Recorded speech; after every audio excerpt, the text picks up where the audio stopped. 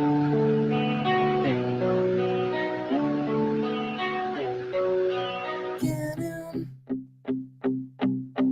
you unnecessary noise?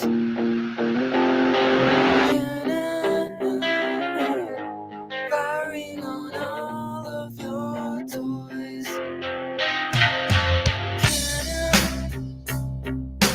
Thinks we're the same, but we are.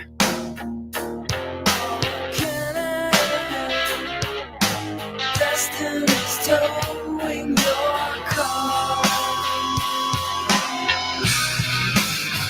When fire meets powder, you take your cover. I fly over air. When fire turns water, it spreads it farther out of my hands. Asking advice from all the clowns. Oh, can I take your frustrations to the ground? Can they wait in the wings for you to fall?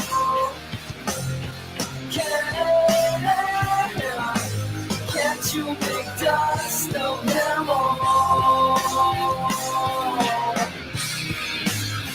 When fire meets powder, you run for cover. I fly under and when fire drowns water, don't even bother out of my hands.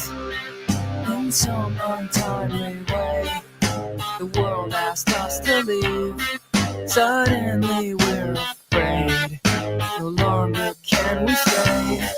The thread of life was strung to each and every one. I knew it all along. Your call to arms was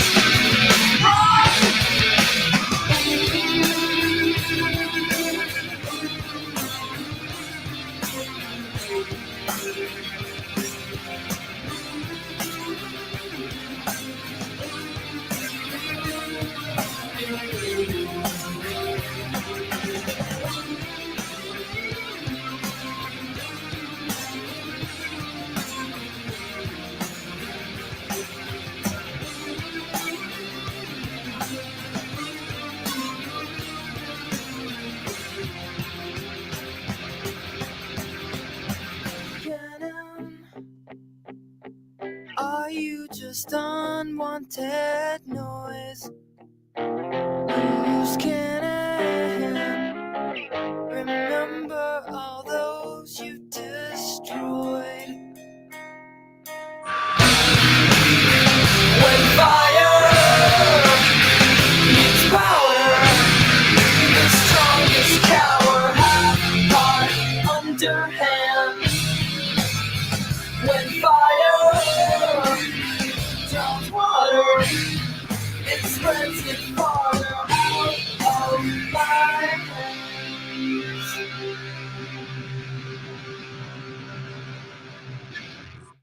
Ooh, yeah. Ooh, yeah. Ooh, yeah.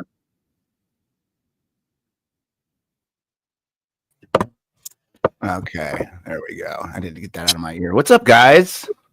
Hello. Hello, hello. What's up, everybody? I got something here to show you real fast. This is in the spirit of the fast and hard oncoming disclosure of UAPs and UFOs. And it seems to be coming like a waterfall now. And so I figured we kind of check this out. This is pretty cool. That time stopped. Yeah. Prepare yourselves for the ultimate cosmic showdown as Martians invade Earth in a sci-fi spectacle like no other. From the mysterious depths of space, these green-skinned, bulbous-headed invaders come with a sinister mission: to conquer our world. Witness the chaos as these malevolent extraterrestrials unleash their advanced technology, wreaking havoc and destruction across cities and towns. Amidst the pandemonium, meet our heroes. President James Dale, a leader facing the greatest crisis of his career.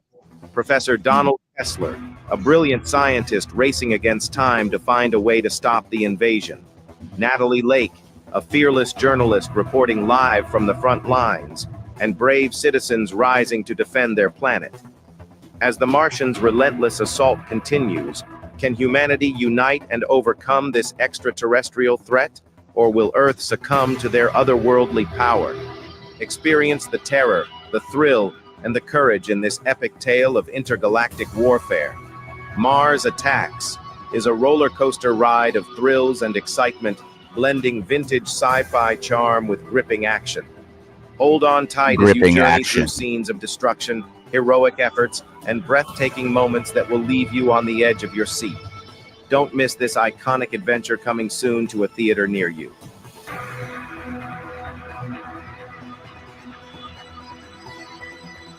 They look so weird. I know, this AI stuff is creepy. Creepy stuff. Those aliens. I love Mars Attacks. That is one of my favorite movies. Oh, yeah, it was funny. I have a clip for it or something. I have a theory about AI too, but maybe that's not the right time to bring it up. Yeah, there you go, guys. Whoa. Welcome to the Sombrero, everybody. Andrew, back from an extended vacation from the show. How you doing, buddy? I'm doing well, very well. Yeah. Rico's in there somewhere. Nico is a little under the weather, but she might join us here in a little bit. She's just kind of taking her time. DJ, how are you? Doing great. Good to see everybody. And yeah, saw you guys been kicking ass over there on Strange World. Who do you have this week? we have Run Boston Bear coming up. I'm very excited about him. Oh wow, that'll be cool. I just looked at it earlier. Okay, that'll be cool. Yeah, right. He's cool. He's got such great just warmth and just energy about him. Yeah. Well, we have Watsun and Grace back for part 2 because we just talked all over their part 1 last time back in, I believe it was in December. And he's got a lot. He's got a lot to say. Good content. But I want to share something of yours, Watsun, before we get started. And you're going to take the floor, buddy. It's your show. Here we go. I want to show this because I think it's pretty awesome. I said the sun. Is it Got My Sunshine or Sun? Sun Will Shine? This is a series of videos. I do a lot of art film. I call it film poetry. And there's a series of videos that I've done basically showcasing Grace and I's traveling on the road. And I started working with the sun as a, as part of the subject matter, or using it for really the light play that you get with working with the sun. So this is a series, a 3-part series that, a sun series or whatever. So this is part 1 of 3 videos. And it's really beautiful to work with the sun because you get the entire full spectrum prism of the electromagnetic, color field that comes out all the time when you're working with the sun. So it really, is imbued with or brimming with the great mystery in it when you work with sunlight in film. So with that stated, this one was the beginning of that 3-part series, and it's a Mojave 3 song that I first heard in 1994 from this really amazing band during the slowcore scene, originally from the slow dive fame. They were part of the shoegazing music genre in the 90s. Sure. So I was really into shoegaze and slowcore or whatever. And anyway, Neil Halstead, one of my favorites. I've been listening to this song for 30 years, and I finally put it to film. So let's check it out. Short little piece, but take notice on how fun the sun is to work with, and how when we put our hands up into the sun, it looks like we're putting it in a cauldron of light. Nice. And the ever-present Rumi poetry in all of my work. My favorite poet ever.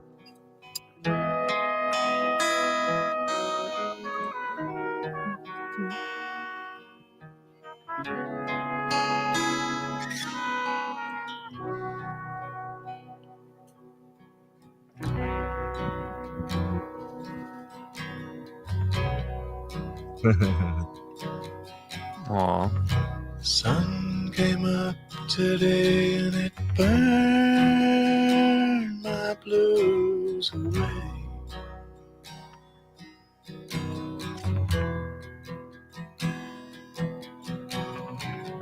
The sun came up today and it burned my blues away.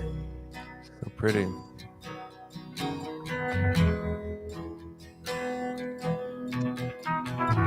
Go ahead if you have to leave me. You ain't coming back this time. I hope that's fine. Got my sunshine out there. Got my sunshine out there.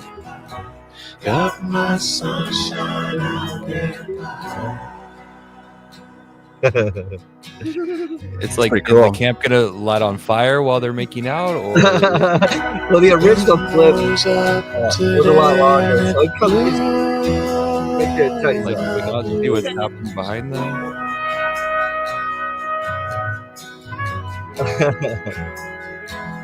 No, it's Last very one. Last one. Wind rose up today and it blew my blues away. It was a contained. Yeah. Okay, good to know. Good to know. Go ahead if you Love have is to kind. Love leave is me. bliss. You ain't coming back this time. I love the That's a really tune. good shot of the sun right there. That's good to Got my sunshine out there. Got my sunshine out there. Yeah, it's really pretty. Got my Look how the sun right sunshine here. out there. It's silhouetted, and then it goes full, like it's And just. I'm so also obsessed with stunning. it. That's You very look awesome. close, you can see all the La, colors. la, la, la,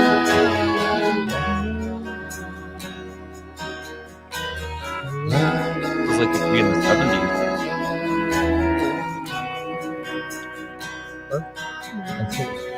la, la,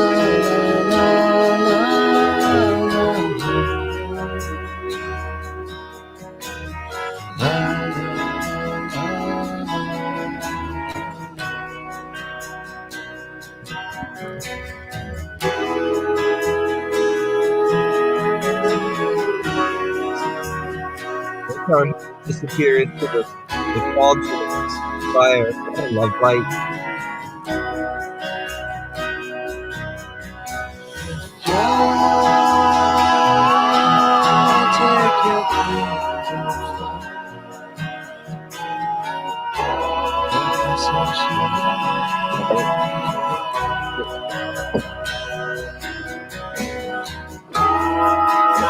Okay, why do your hands?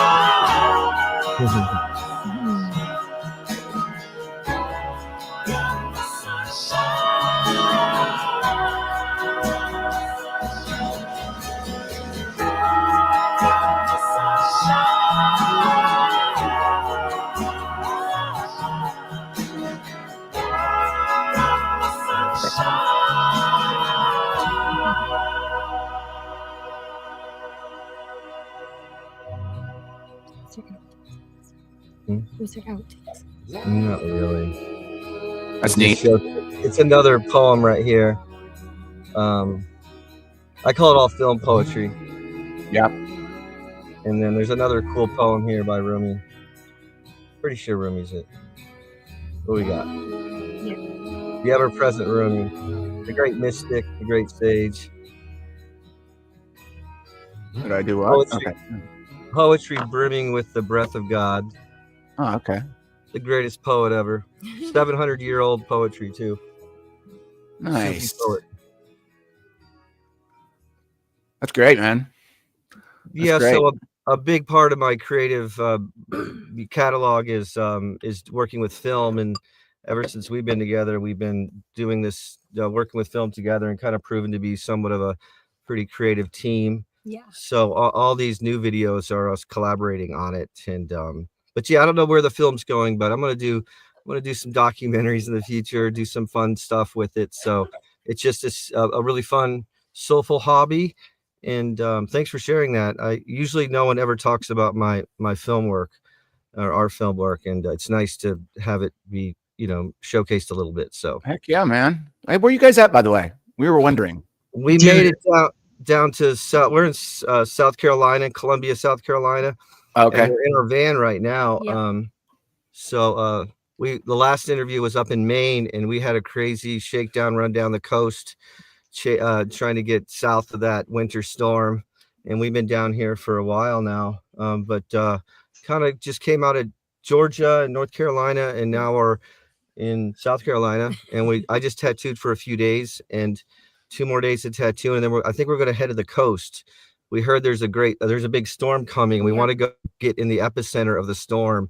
I was about to ask you. Yeah, Well, we're getting nailed up here. Huh? We're getting nailed in New York.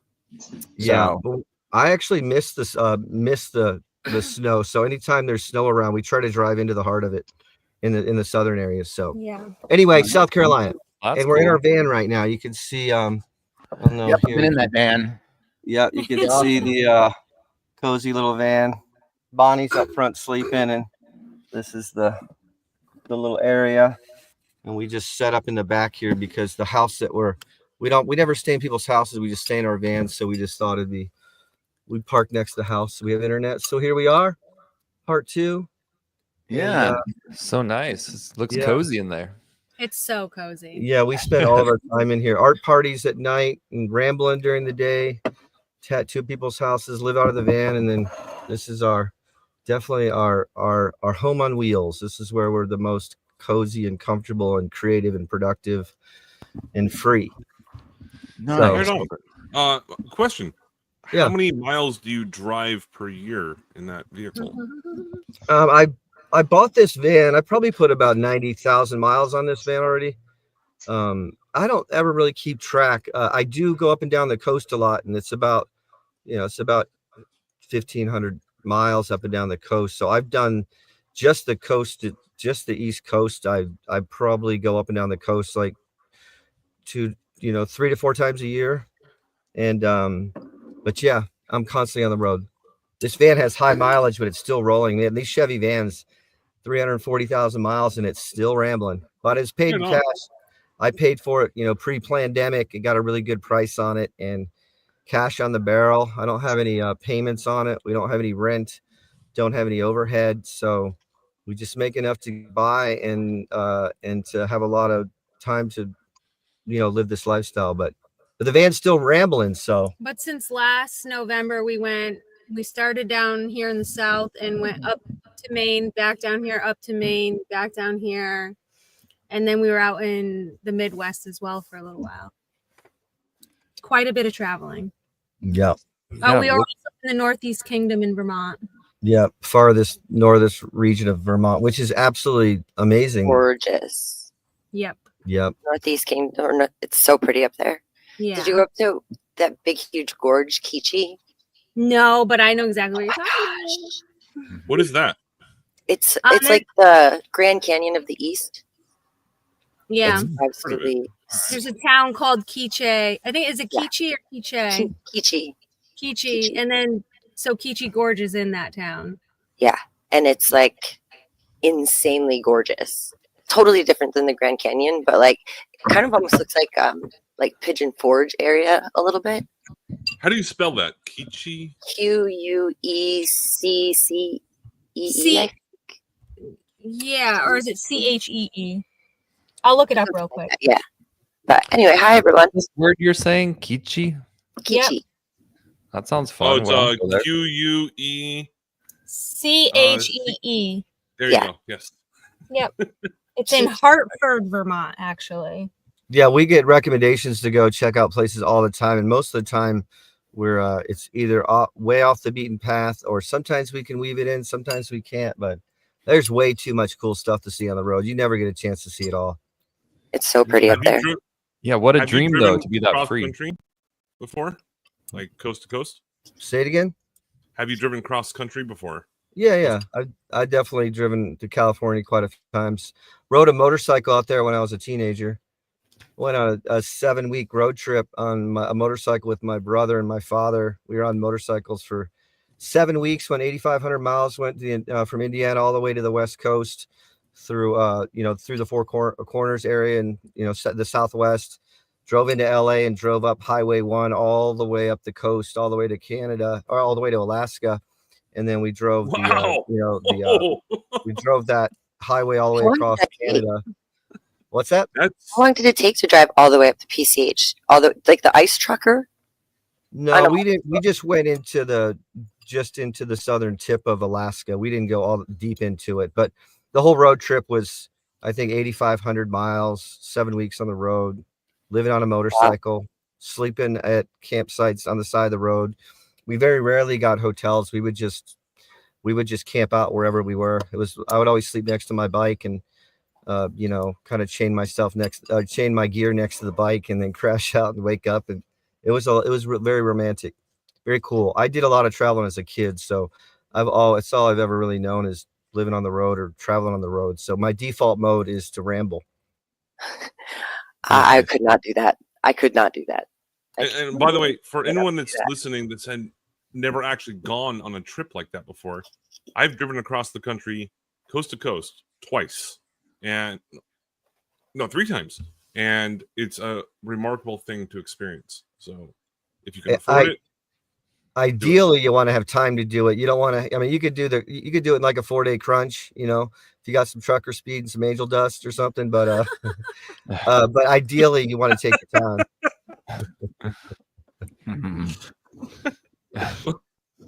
Yeah, gotta keep it, right?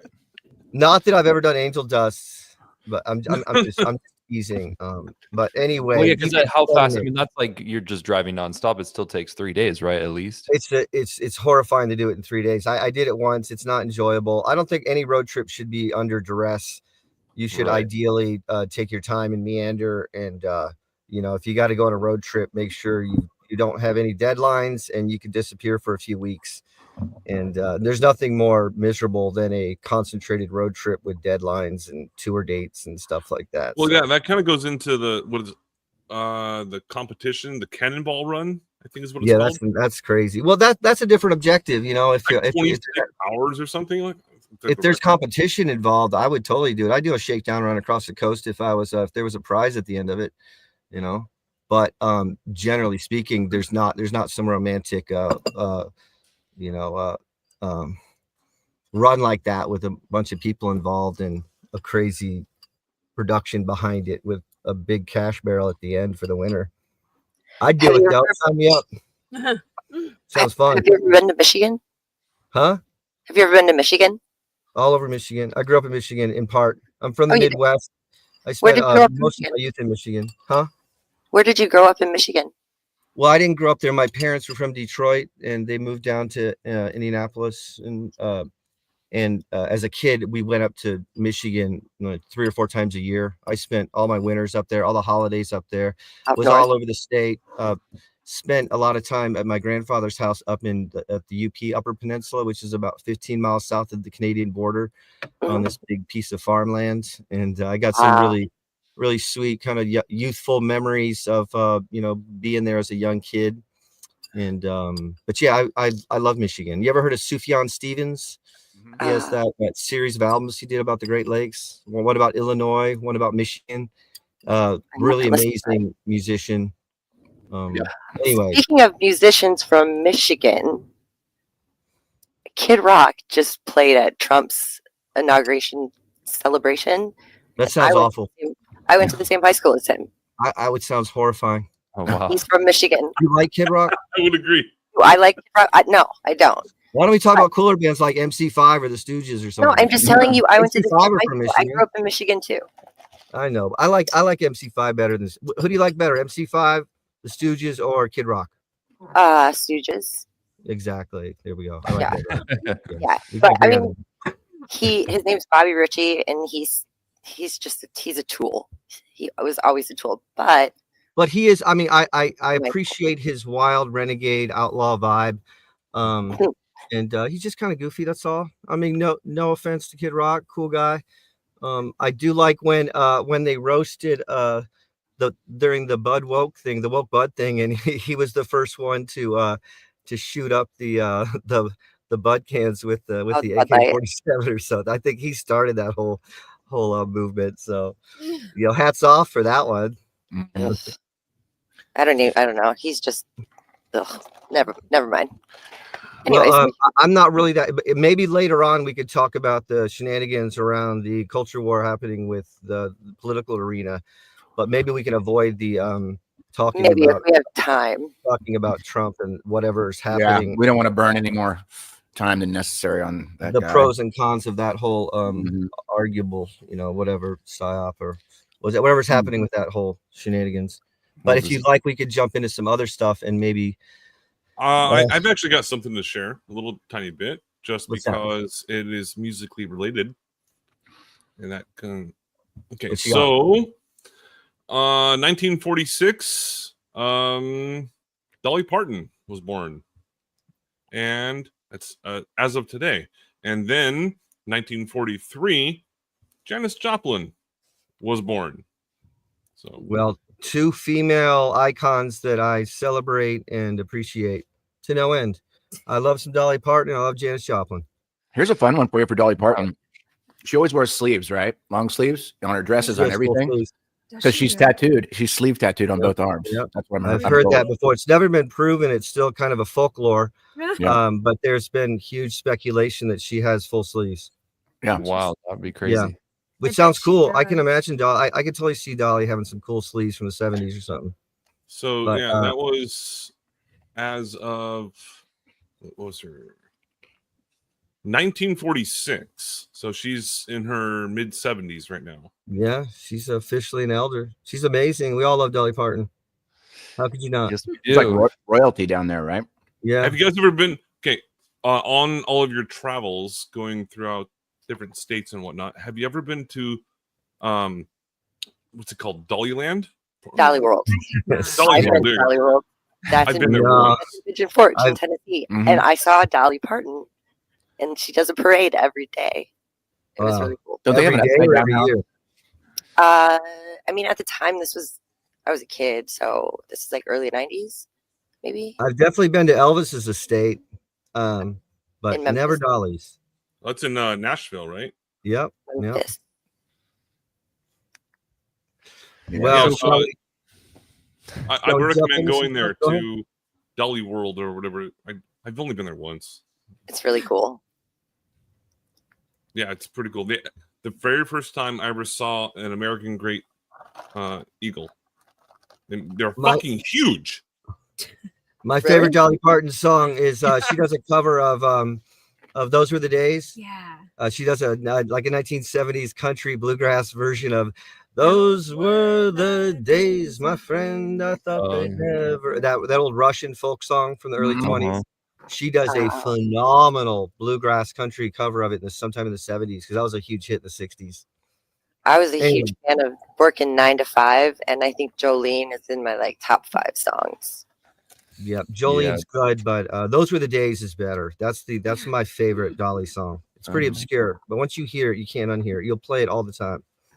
Nostalgic song, pining for those bygone days that we all long for when we were young and handsome and full of whiskey and hope. I don't know, the young party years. That's kind of what the song celebrates. Right. So, on all of your travels that you've done so far, is there any place you haven't gone to yet that you still want to go to? Yeah, I like to go to Coral Castle. I have yet to be to Coral Castle. Good call. I've actually been to Coral Castle. Yeah, I used to live in Florida. Yep. I'd love to do a Florida run and do I really like Old World Florida, his channel with Dr. Narco Longo, and he's really romanticized and brought up a really beautiful tapestry of what maybe Florida really is. It's not the downtrodden place that we've been conditioned to think it is. Anyway, I would love to do a trip around Florida and visit a lot of the old world sites and stuff, a lot of the old Tartaria stuff, go to some of the natural springs. But yeah. And eat some tropical fruit. There we go. And Eat some what? Tropical fruit. Oh, yeah, Yeah. eat some sun oranges, some oranges imbued with the energy of the sun. Guanabana. Yep. Maybe go on an orange fasting diet for, supposedly yeah. it's got amazing healing attributes if you just drink Florida orange juice for 30 days. It's like the fountain of youth kind of stuff. Florida is like the weirdest state. It feels like you're driving forever when you go anywhere in Florida. The best part about Florida is the Salvador Dali Museum in St. Petersburg. The largest collection of Salvador Dali paintings in the realm are in St. Petersburg. Their botanical gardens in Sarasota is gorgeous. The natural springs in Gainesville. The natural springs. Yeah. So, but yeah, I mean, Disney. No, I'm not going to Disneyland. That's my protest vote. I mean, I identify as a Disney princess, and that is not my fault. So, did you fall into that princess programming? Oh yes, and I'm not ever going to get out of it. It is a core thing in my. I mean, I should be wearing my tiara, to be honest. Yeah, my daughter's definitely proud of her princess programming too. I tried to save her from it when she was a teenager, but she refused. She's like, "Daddy, leave this one alone. I'm a princess." Yeah, I mean, it's just nostalgic, and I remember it from when it was a good thing, and I'm not going to let go of that because I'm allowed to be a princess and identify as a princess, and that's just how it is. I do have I think part of the reason I don't want to go back to Disneyland is I a really tragic story happened there when I was a little kid. I was on a train ride and I had a Goofy doll, a little teddy bear, Goofy, with the floppy ears. And I was a little kid and somehow it fell off this train and fell down this bridge or down this big fall or waterfall down into this lake below. And I cried. I was upset. Oh, that was tragic when you're a kid. And my father somehow corralled somebody to go out there to boat and get my little Goofy doll. And the whole thing was a huge production. And I got the Goofy doll back. I still to this day, I should have let it go. Anyway, so maybe that's not a big deal. I thought maybe I don't want to revisit the trauma of crying for one of the only times in my life I've ever cried was losing a teddy bear at Disneyland when I was like 5 years old. Oh, I love Goofy. Yeah, I like that you liked Goofy too. That's funny. It's just funny hearing a Goofy doll. It feels like you're saying like, oh, I was holding like a really cheesy doll or something, but it's Goofy. I'm pretty sure his name is Goofy. Is that right? Yeah, Goofy. Yeah, you're right. No, you're right. There's Goofy and Pluto. I was too confused. Yeah, they're kind of similar, huh? Mm-hmm. But what animal is Goofy supposed to be? A dog. Is it a dog? Yeah, with the floppy ears. Yeah. I think someone tried to tell me it was like a cow once. I'm like, I don't think so. I don't see it. But anyway, I was kind of Donald Duck fan personally, so we all like something different.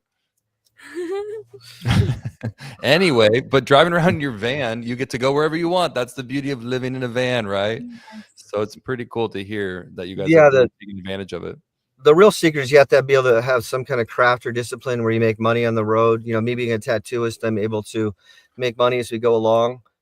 So it's kind of always like a working vacation. And then you make enough money to, take a week or two off here and then decide to go in different directions. So right now it's kind of a blank canvas. And we're excited about whatever the journey unfolds. But I really love the sentiment of just going with the wind and going with the flow and really spontaneously kind of going in whatever direction we want, as long as there's work, that we can pursue. So sounds like the dream. I mean, able to just go where the wind takes you, enjoy the nature, see that you probably are getting inspired by what you're seeing out there in our country. It's probably stunning, right? Yeah, absolutely. It's amazing. I don't think we've talked about trying to find a place to get off the road somewhere, but anytime we even partially consider it, we're like, what are we thinking? Let's just stay on the road. Like there's so much pressure to get off the road. Everyone is always like, asking us, so where are you going to settle? Where are you going to get off the road? When are you going to get off the road? And we're like, well, what if we just don't? What if we just stay on the road? Working for you, yeah, and you love it, and it's beautiful. Do you ever park your van down by the river? Definitely. I have definitely parked it down by the river many a time. Many times. Yeah. Nice. I used to have We a should shirt. take photos I want to or pull up that clip. do like Right. Oh, it's a famous one. Yeah, Hmm. yeah. The Chris Farley one. Hey, well, if Yeah. you're ever in California, DJ and myself are in California, but we're like 700 miles apart. But I'm sure we'd What part probably of love to I just would meet love up to with do you a and hang out, California and run. Yeah, we're considering doing a West Coast run, or I like to call it the left coast sometimes. Haha. But the maybe this next summer, I'm seriously considering. When we're at everywhere we go, we're running into people that are west of the Mississippi, and we're like, we're gonna do it. We're gonna do it. it'll happen eventually. It will happen. Maybe this next season, but yes, we will come. We will come break bread with you at your home. awesome. Absolutely. I have an Absolutely. open home At one so. point. Nathan Also, I Thompson's don't out there. recommend driving on Is he? Highway 80. Just do Highway 40. It's much I like easier. 40 better. Yeah, it's Yeah, way better. I You don't definitely go like through the 40. Rockies. I On want the to do the southern route. There you go. I drove across the country with my brother, and we started in Santa Monica on I-40, which is the original Route 66. Yeah, is it? I didn't know that. Yes, it is. Yeah. It goes from Long Beach, California, I believe, No, all Santa the way Monica. up. Oh, Santa Monica, all the way up to like Chicago or something. Yeah, it actually starts where all the wildfires were. Well, and still are. Hmm. So So do you That's find- a whole separate conversation entirely. But Sure. Do you guys Yeah. find a lot of inspiration while you're on the road? I mean, it felt like when I was watching your video with the music and you guys are kissing in the sunlight, nice silhouette, but your camp's catching on fire, not a care in the wind when you guys are in love and the music. But it's kind of fun at being on the flat side of things to picture it like, yeah, I mean, this earth is super special and we can picture the sun moving above us and that light was created for humanity and all of life, and it's nice to look at everything through that lens. Does that inspire you in your work now ever since coming to that realization? Oh, absolutely. We're constantly looking out at the realm with new eyes. Like the modern day mystic now is a flat Earth mystic. So I Yeah. tell people all the time, like the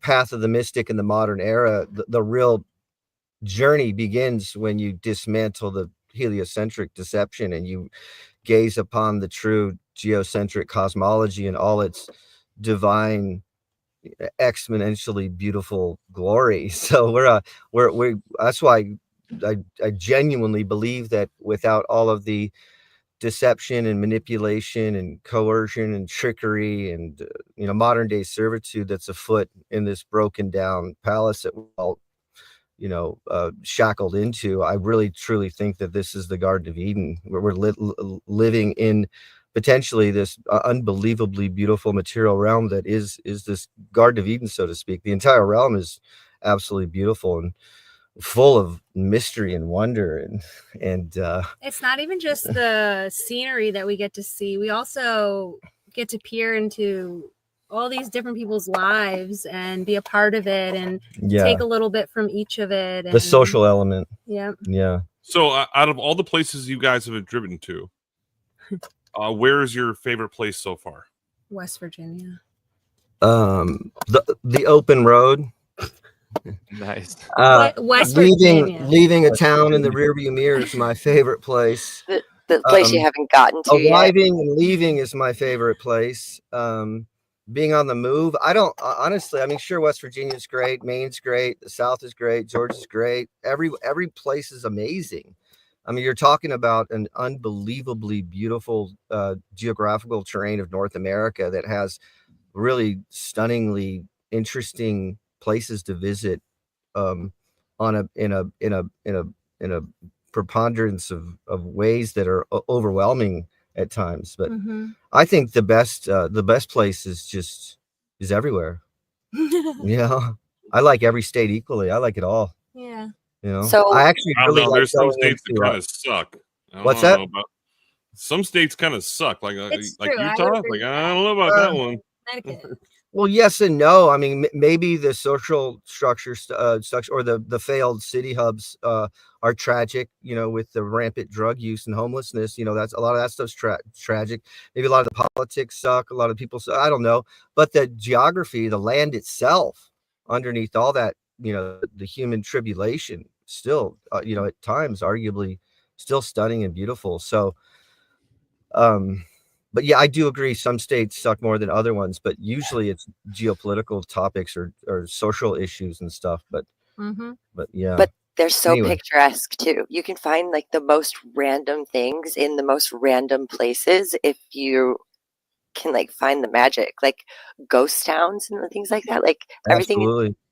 Yeah. Also, if you guys knew the surroundings of the video that opened in the show today, if we could have taken the camera and like walked around that property, you would never believe the contrast and it's a guy I grew up with. What we captured on that piece of property. A friend of ours, a friend that I grew up with, one of my oldest friends ever, has a piece of property in south central Indiana, and he's been living there for 20 years, and he collects junk and he collects everything, and he's kind of like a folk artist in a way. He does these really strange little altars and builds out these weird little things out of junk. And that piece of property we did that video with the fire.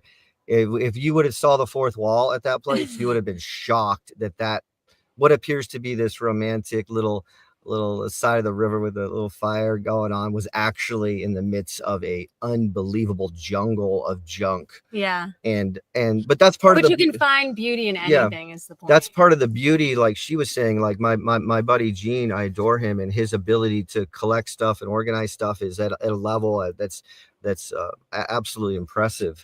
The amount of stuff that he has, the way he's organized is utterly fascinating. But the sentiment, though, is outside of the geography, is that you get to meet so many interesting people and hang out with so many old friends and new friends. And I think the real joy outside of being able to see the realm itself and the beautiful terrain and the geography is also just the people. The fact that we all met at that conference, the fact that we had the freedom to do a shakedown run down the coast and go from, we were up in northern which Vermont. one were you at? I don't know, whatever the last one that was. just happened. Okay. The hurricane one. I've only been to one. That was the one in Vegas. Spartanburg. And my favorite thing ever is to hang out with flat earthers and go to flat earth conferences or go to truth or conventions and stuff, because the people are so soulful and amazing and cool and interesting and smart, engaging, down to earth, full of like gratitude and respect. There's no culture wars or problematic people. Everyone's just got big hearts, and it's just such an amazing community. So I was just excited to get down there. The fact that we went down there and we were able to initially, a lot of us meet for the first time, is in part why we're having this conversation right now. So really the people, the community, the tribe, that's really where it's a lot of the beauty is. The unity and coming together as a collective whole, as a tribe, because they're trying to divide us all. It's all about division politics, and I'm all about unity. And it's a very, very powerful experience. And when I was in Vegas, I was like, I didn't want it to end. There was like a feeling of love. Every single person I never had so many hugs in my entire life, and that's what happened. And that's why you just got to keep going to all the conferences. Unfortunately, after the pandemic, a lot of the conferences have been shut down, but it was such a golden era before then. There were so many cool conferences, but they're scattered around now. They're not as prevalent as they used to be, but I still love going to them, and I always will. I heard the next one's going to be in Antarctica. What's that? The next conference is going to be in Antarctica. No, it's not.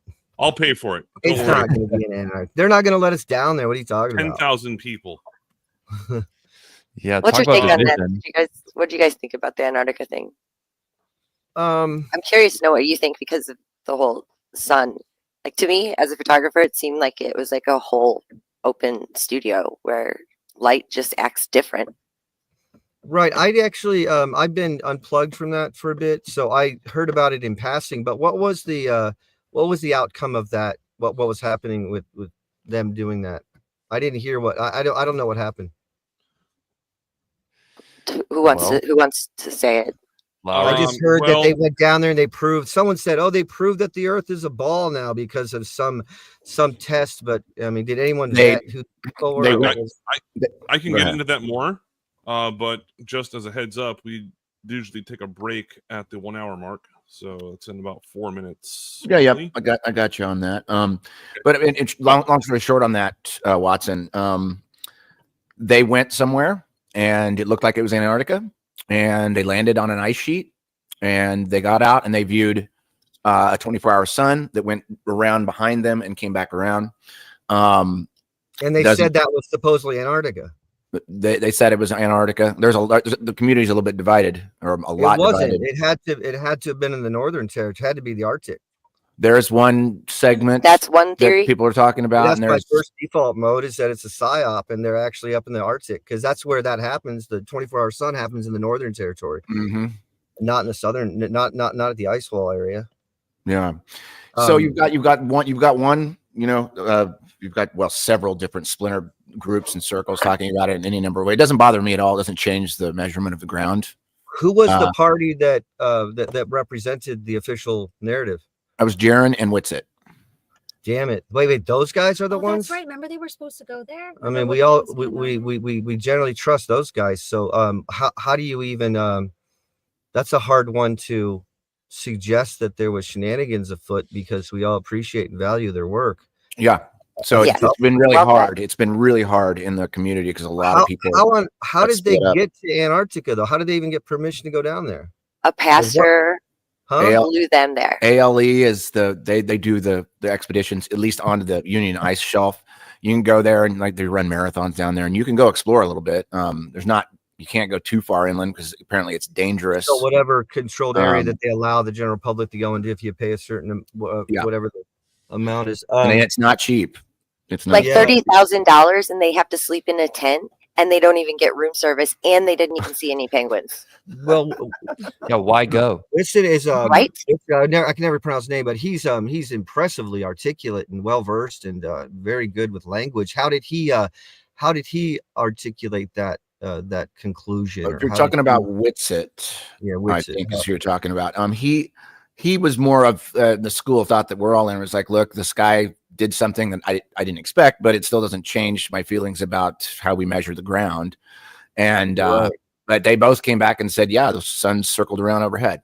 So something about the sky we don't understand, or it was in the north. I mean, it just depends on what circle you talk to. But you didn't miss anything by not going through December with the rest of the community because it was just chaos in all circles. So you're better off just like, I'm glad I didn't pay any attention to that crap. I've been back into Yeah. listening to music. We've gone on a deep dive into listening to some of the most amazing music on the scene right now in the underground folk community. So we're doing a deep dive into really cool music right now, and it's and we're trying to pursue seeing some of these bands live. We're going to go to some festivals this season, and getting back into music and culture and living that kind of lifestyle. I used to be a really heavily into music and the scene in that context.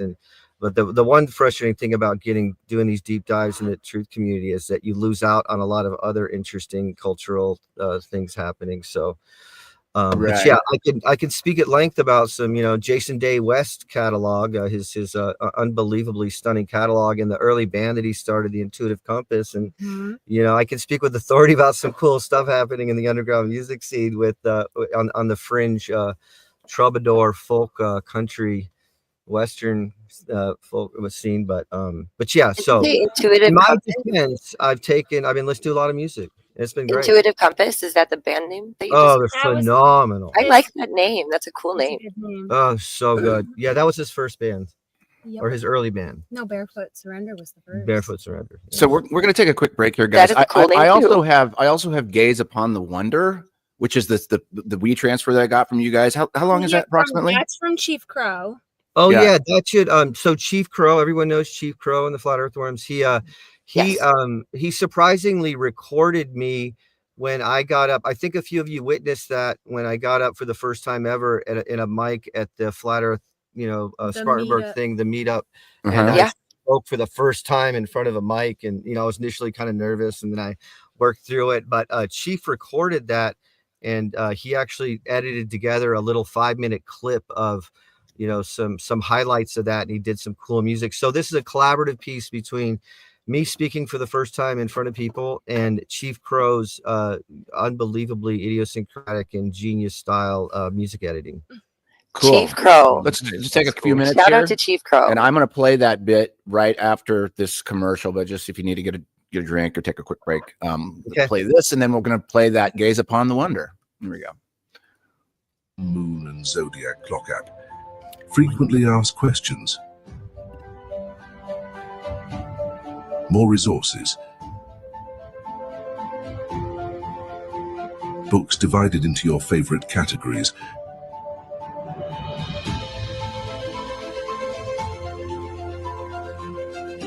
Shopping for that perfect flat earth item. Homeschool section. Featured content creators. Biblical cosmology. Old world research. Video search feature. Games. The Meetup Maker will help you find your local tribe.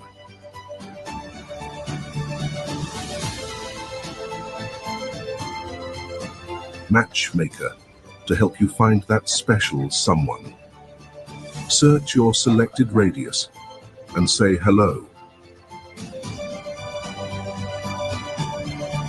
Image search for those key images at your fingertips.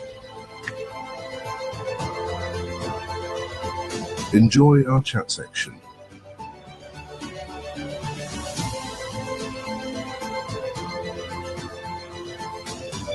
Selected new background in our settings area. Time lapse, zodiac, and time zones. The Friend Finder helps you see where all the cool people are hanging. Use your referral code and earn points and Dome cryptocurrency.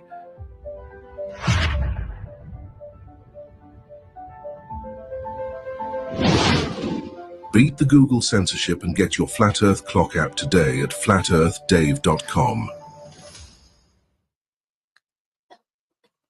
All right, let's see if this works here. Okay. So we're just gonna, I'm playing it inside the machine and see how this goes. Let's just see what happens here. This is called Gaze Upon the Wonder, and this is Chief Crow with Watsun talking over the top.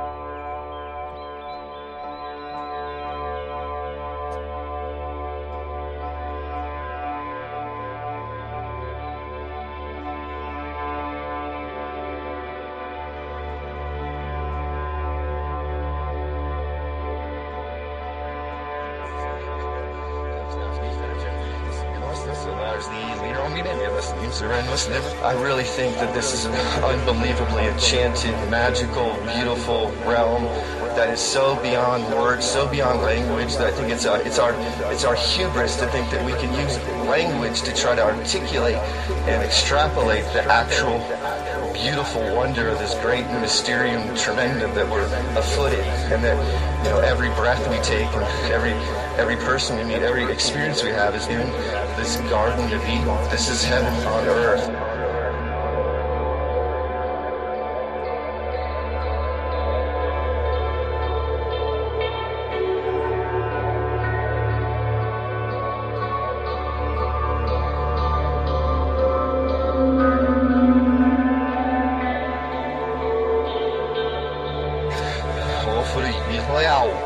And there's been this wildly beautiful, transcendental, metaphysical idea of this millennial kingdom, this millennial reign, this 1,000-year reign of Christ, and that whole thing is really beautifully, stunningly poetic and enchanted.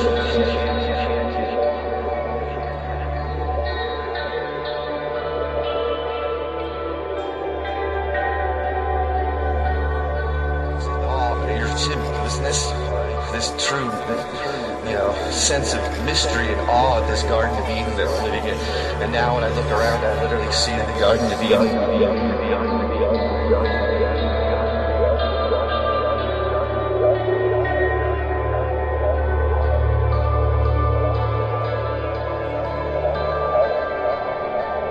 This beautiful creation.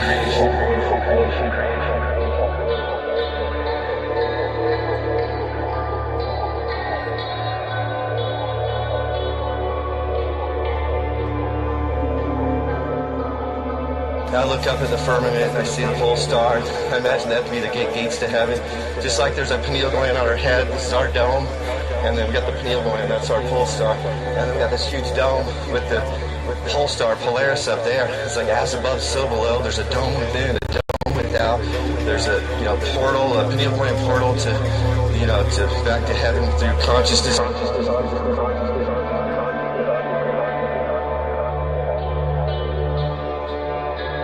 At the same time, I think that when we die, our souls get pulled to the electromagnetic center of the system where Mount Meru is, and we shoot up that Jacob's ladder, the stairway to heaven, and our soul flies into Polaris, and that's where heaven is. I think heaven is actually in the waters above, through Polaris, through the pole star.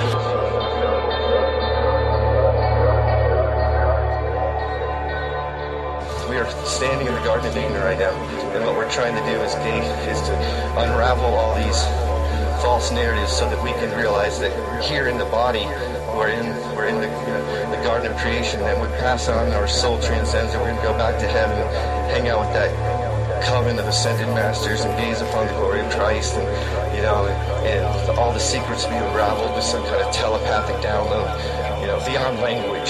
So what we're attempting to do here is to go into a territory where language is not welcome, just unbridled bewilderment of the great riddle.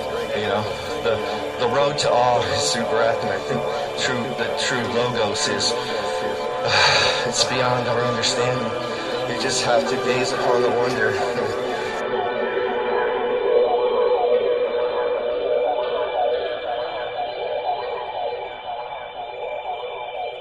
And on a closing note, let me get a little jiggle, a little dance in here. That's pretty cool, man.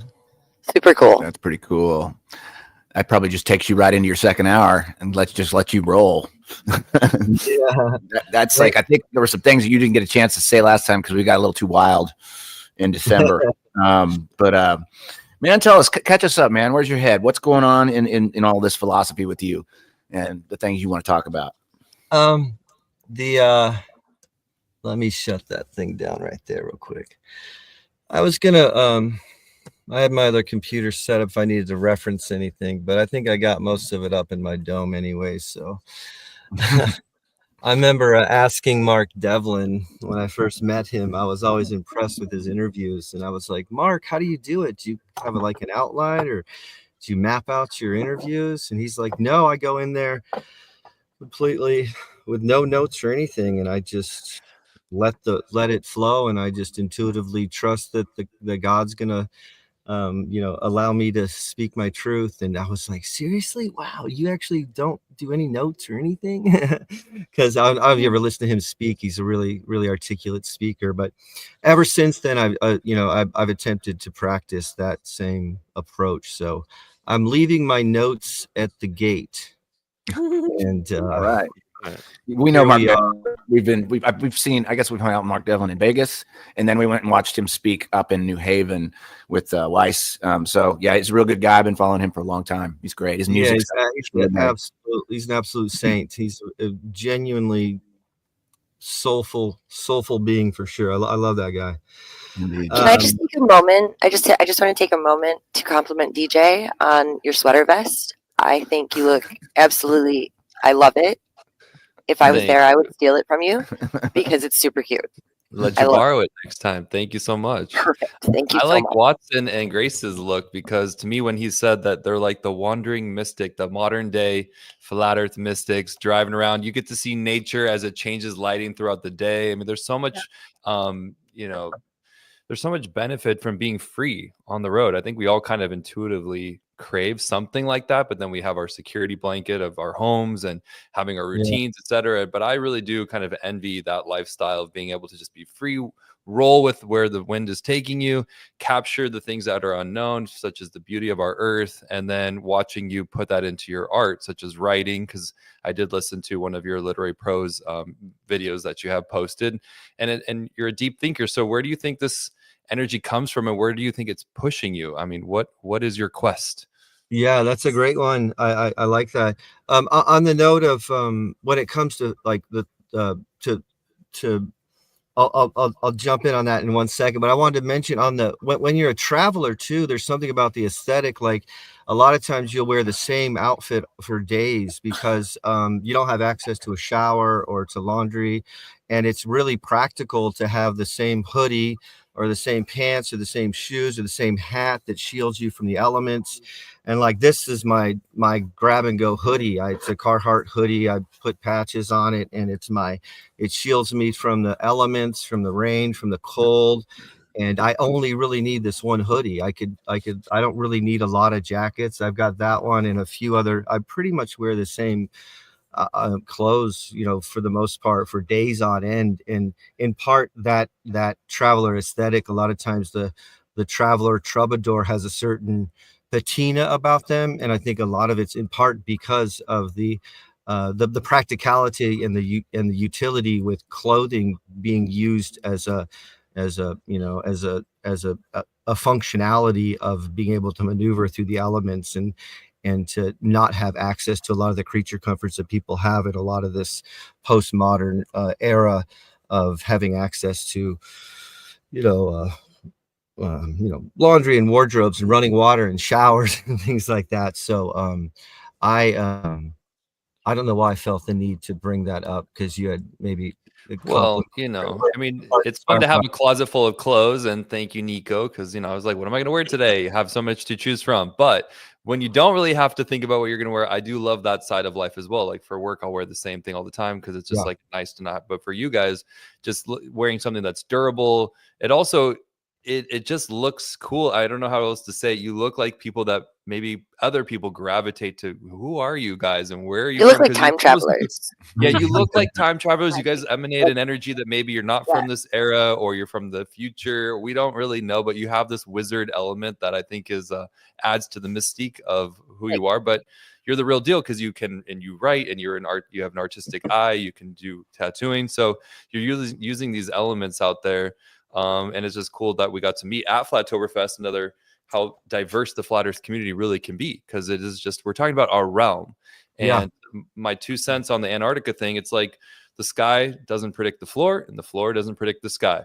So you guys have a first, through the windshield of your vehicle, driving through our country, driving through the earth, not seeing lines as like how we've been divided, just seeing this is our home and letting that inspire you is just, to me, inspiring. It's like something that I hope I get to do in my life, just be on a road trip for however much I just to see the beauty of our world.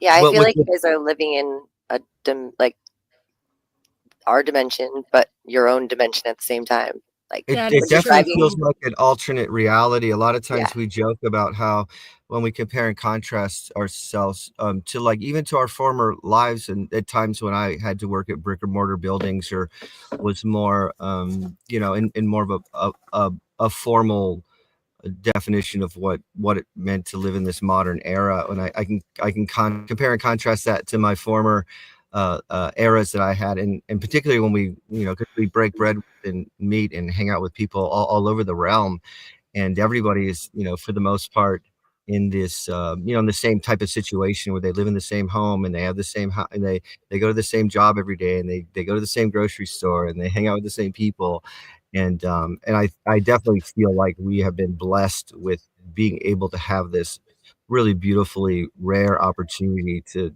be each other's comrades and best friends, and keep each other company on such a soulful level of true kinship and stuff, and being traveling partners together, but also being able to have these experiences where we're sharing the same experiences on the road, and going into these different territories, these different regions, these different chapters, almost every week and every few weeks, every month, it changes dramatically. And it's actually really exciting. I actually thrive in flux. I thrive in change. If there's one thing about life, that the Buddhist philosophy was always celebrating, is that life is in constant change and constant flux. And when you're on the road like this, it really amplifies that sentiment pretty dramatically. So I actually thrive on the road. I don't really, I don't know if I can give it up, and I don't think she can either. So Definitely not. until further notice, this whole system, collapses, and unless there's a big, huge reset, which I think we'll be ready for that, because we do definitely have a bug out plan, or different areas that we can disappear to at times of crisis, if there is some kind of shakedown or some kind of a shit hits the fan scenario. I definitely yeah.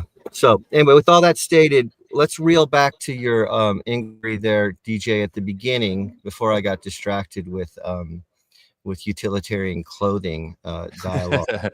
No, it was the obvious thing we should talk about. So thank you for going over it.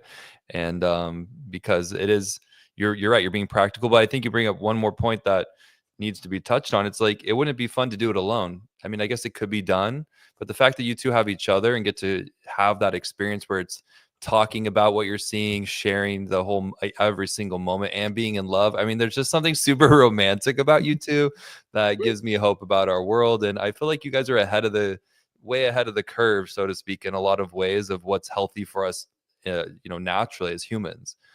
One of the things I felt that kind of upwelled in me as you were talking on the note of our friendship, I've always mentioned this in any romance or any friendship or any kinship that you have with people, it's the difference between what I consider the difference between like black magic and white magic. So black magic, you can always tell the difference between the two. And it's a really strict line in the sand too. It's like, does whatever it is that you're doing, or the friend that you have, or the music you're listening to, or the literature you're reading, or the media you're taking in, does it cause your spirit to expand, or does it cause it to contract? Mm-hmm. Is it blossoming? Is it opening? Is it an expansive feeling or relationship, or is it something that's causing it to constrict and to get crushed?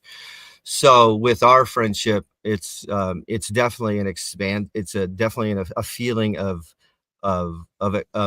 openness, of expansion, of a blossoming, of like a harvest happening. So I think in part why we're so kindred is that we both, completely support each other on all the things that we're doing. We're constantly enthusiastic about all the different creative interest and musical interest and cultural interest and, research intrigue and stuff like that. It's this constant uplifting enthusiasm and excitement and lust for life we have for not only our own personal intrigue, but also with the other. So it's this feeling of expansion, of ascending, of like climbing the mountain instead of descending down into the valley of the soul.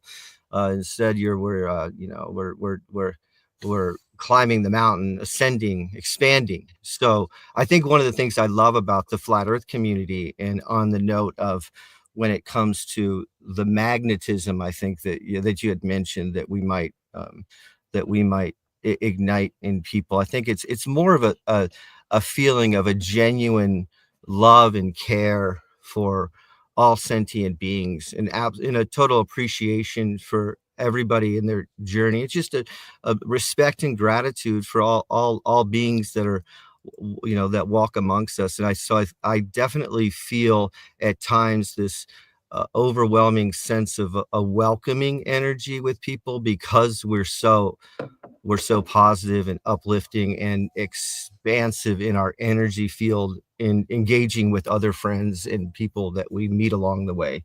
We're constantly lifting people's spirits and celebrating their accolades and their strong points, and at the same time doing shadow work and talking about people's vices and people's the darker things that kind of can be our Achilles heel, or are the things that might slow us down or keep us from thriving. So I do love that about this Truth Earth community, or the Flat Earth community, is that it's overwhelmingly really loving and positive and uplifting and supportive, and just brimming with community and with care for everyone involved in the scene. So yeah. No, I love that. Well, it's God bless you for doing that, you know. And Yeah, when I met you, I felt that same energy when we met at Flattoberfest, and it was just immediate trust. And I think that's super important in our community. But what's been interesting is that this 24-hour sun Antarctica thing is showing the division in the community, and it's like that. That part is it's interesting, right? Because we just don't have a unified front, which is kind of the good thing about flat earth, because if we really were that unified, people think it's even more weird. We're just here trying to figure out life, and we want to hear your perspective. So where is this? I mean, you mentioned in one of your literary videos you sent us about your spiritual awakening. How did that happen, and what was that? What it just kind of give the audience a full picture of how that happened, when, and then what happened after. The whole thing has been really, without maybe a little synopsis about what we had already talked about in part one, but ever since I was a kid, I've been interested in consciousness and spirit and paranormal events and curious, idiosyncratic kind of fringe academia. I was always kind of like peering under the veil as long as I can remember. And it just, over the years, it has just blossomed and continued to be this moving force, this catalyst to seek truth, and to seek and to try to extrapolate a sense of some wisdom and knowledge out of trying to get a handle on what it means to be enveloped in this human condition, you know. So it's this constant elusive search for the light, for truth, for gnosis, and for logos. And I just it's just unwavering passion of mine, even with, like, say, for instance, music. I've got a long, rich history of listening to absolute avalanche of music. I could talk at length. We could do a whole show on music in general, but one of the things in music that I found myself constantly being drawn to, and even as early as the early days when I went into art school and started stumbling into the composer scene, artists like Philip Glass and Steve Reich, and a lot of the 70s and 80s composer minimalist music, say, the Brian Enos and stuff like that, especially the Music for Airport series. What I found initially or immediately in that genre was a sense of beauty. I found the music just beautiful. And when I would compare and contrast that next to pop culture, or to radio hits, or to the kind of the discord that you would hear in metal and punk and rock, and not that those genres aren't enjoyable and don't have their positive attributes at times, I found that my soul would pine for beautifully stunning, transcendent music that wasn't connected to a scene, or to an identity, or to a group of people. It was just beautiful music that existed in this alternate world that I ended up becoming pretty fixated on for a long time. And I have an enormous collection of composer music, especially in the modern era. There's a incredibly rich. Enormous is too small of a word to explain the amount of music this man holds. Wow, no, that's awesome. I've got like 4 terabytes of music I've collected over the years, and I've probably got about 400 gigabytes of just instrumental composer music. One of my favorite artists of all time in the modern era, I think, would be Nils Fromm, Oliver Arnold, Peter Broderick, just the unbelievably beautiful music.